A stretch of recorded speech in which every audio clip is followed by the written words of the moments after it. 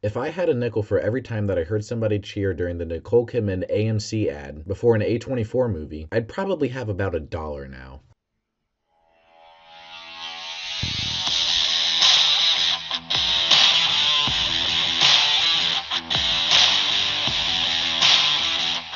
Dream Scenario, starring Nicolas Cage, Julianne Nicholson, Michael Cera, Tim Meadows, and more, is about a hapless family man, Paul Matthews, who finds his life turned upside down when millions of strangers suddenly start seeing him in their dreams. When his nighttime appearance takes a nightmarish turn, Paul is forced to navigate his newfound stardom. I'm going to first get it out of the way that I'm a Nicolas Cage fan. I think a lot of the population enjoys Nicolas Cage to some extent. And I was really excited for this movie because I have a specific memory of seeing Everything Everywhere All at Once, which was obviously an A24 movie. And then right after that, I did a double feature and I saw the Nicolas Cage, The Unbearable Weight of Massive Talent movie right after.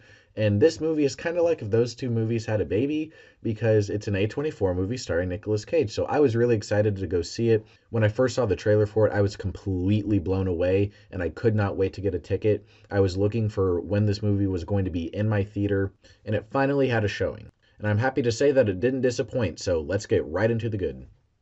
The first positive that I have for this movie is just the messages and the allegory that this movie truly is. It's an allegory for social media and the consequences that come with it from getting famous from one specific viral moment. And it's a little bit on the nose, especially towards the end, but I still think that they do a really good job of illustrating the message and using the entire concept of Nicolas Cage, Paul Matthews appearing in everybody's dreams and using that as a vehicle to get their message across for the problems of social media and the problems of going viral and the problems that come with fame. And even past that, there's a lot more to this movie because we find a nobody teacher who finally finds something that he's good at, and he's going through a midlife crisis, and other people are stealing his work, which, as a massive Breaking Bad fan, it reminded me a lot of Walter White's character in that show. And I started to see a lot of parallels, and I thought that they did a really good job illustrating the same kind of rhythmic beats of Walter White's character. Not that I'm trying to compare this movie to Breaking Bad in any way whatsoever, but I just saw the parallels in that, and I thought that it was really interesting, and I thought that they did everything really clever in only an hour and 40 minutes. And that brings me to Nicolas Cage's performance, which is absolutely phenomenal in this movie. He perfectly plays off the awkward high school professor who's married and he took his wife's last name.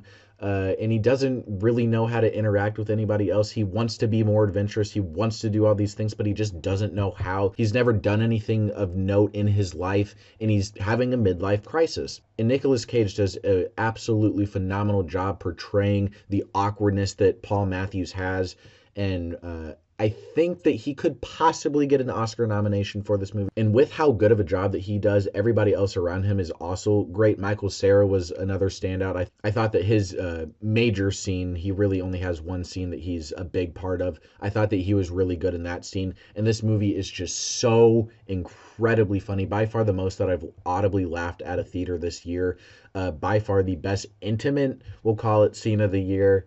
I mean, even just thinking about it now makes me chuckle. The movie overall was shot really well. They did a couple other interesting things with the sound, and I thought that that was really cool. They do that more towards the beginning of the movie. They don't really do anything with it after that, but I thought that it was a really cool addition in the beginning. There's one specific scene, very, very minor spoiler because it's shown throughout the trailers that everything kind of goes to shit for him, but he makes an apology, and it's just so well done and just a perfect culmination of everything that happens, and it's just perfect. I cannot stress like just how perfect of a scene that it was. It was perfectly acted.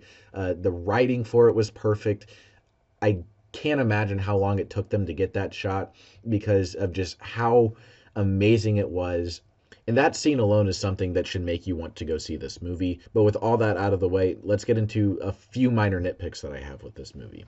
It definitely drags a bit, and some scenes definitely take too long. Like specifically the party dinners with Richard, I feel like there was something more that they were trying to go for there. I didn't really understand anything in those scenes. His character didn't really add much. The entire dinner party, when they finally do get invited, it doesn't really add anything to the movie. It's just another outlet for showing the progression of Paul Matthews from this lovable guy that just happens to show up in our dreams to a guy who is killing you in your dreams.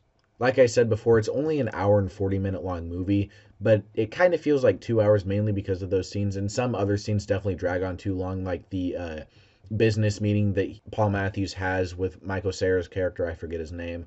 But the business meeting that they have, that definitely drags on too long in that sequence. And that sequence might be a little bit longer than it needs to be, but again, that intimate moment that he has is absolutely hilarious. So again, I don't really have too many minor complaints with this movie. I still think that it is definitely one that you should get to go out and watch in the theaters, support movies like this. And with that, I'm going to give this movie a solid 4 out of 5. Let me know what you thought of Dream Scenario down in the comments below. Make sure to like, comment, subscribe, all that fun stuff. Link for my Letterboxd and reviews down there in the description below. And we will see you in the next movie review.